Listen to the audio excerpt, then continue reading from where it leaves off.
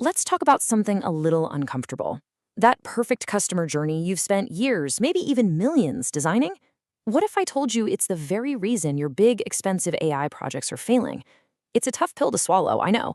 But if you're a CX leader, it's a question we have to tackle. Because the way we've all been taught to think about customer experience, well, it's fundamentally broken in the world we live in today. Okay, let's start with a number that should really make you pause. 80%. That's the failure rate for AI-driven customer experience initiatives. Think about that. 8 out of 10 projects that promise a revolution never get off the ground. So what's going on here? Well, the crazy thing is, it's not the technology. The problem is we're trying to strap a jet engine onto a horse and buggy. We're forcing this amazing, intelligent AI onto an outdated, rigid, and totally static model of customer experience. And surprise, surprise, it just doesn't work. Now, this isn't just some abstract technical problem. This is a crisis of trust between you and your customers. And it all starts when we finally admit a hard truth. The era of designing for one single static customer journey is over. It has to be. Let me put it this way. For years, we've been practicing what you could call static CX. It's like giving your customer a paper map in a city where the streets are constantly changing. It's just a recipe for frustration. The alternative, adaptive CX, is like giving them a live GPS. It senses the traffic jam ahead and it reroutes them in real time. It's designed for reality, not a fantasy world where everything goes perfectly. And this right here is where that static design shatters. Your website is promising 2-day delivery, but you know the warehouse is slammed and running 3 days behind. That's a broken promise. And that broken promise doesn't just annoy a customer, it erodes their trust, and it sends your support costs through the roof when they have to call to find out what's really going on. So, if designing these perfect end-to-end journeys is a dead end, what's next? Well, it requires a pretty fundamental shift in how we think. We have to stop trying to boil the ocean and design these huge monolithic journeys. Instead, we need to focus on designing for specific, high-stakes moments, the moments that truly matter. So instead of trying to redesign your entire checkout process from scratch, what if we just focused on the exact moment a loyal customer's payment fails? That single point of friction is where an intelligent, adaptive response can turn a potential disaster into a moment where you actually build more loyalty. So what exactly is a moment? Well, think about that sinking feeling you get when you see a surprise charge on your bill, or the panic when your payment fails for that last-minute gift. These are the moments. They're the make or break points where your brand's reputation is either solidified or shattered. Okay, to handle these moments effectively and do it safely at scale, you need more than good intentions.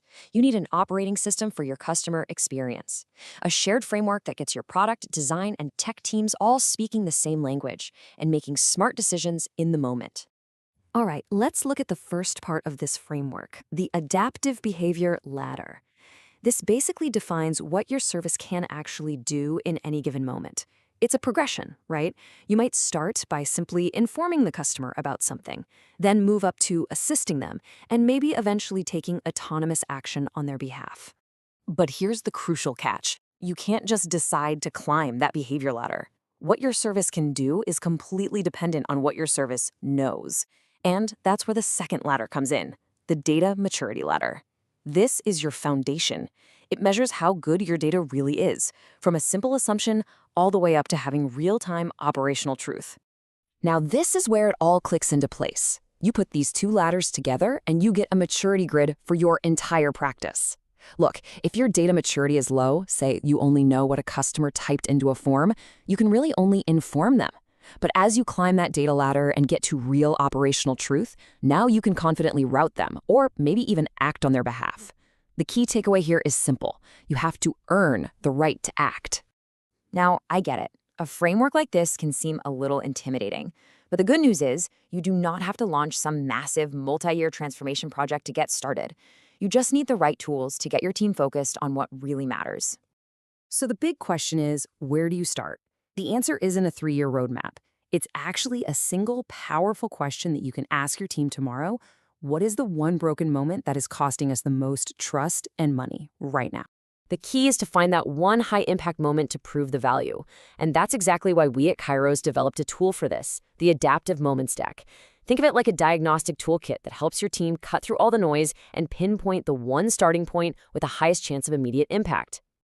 And these aren't just a bunch of flashcards. They're a catalyst for a really focused conversation.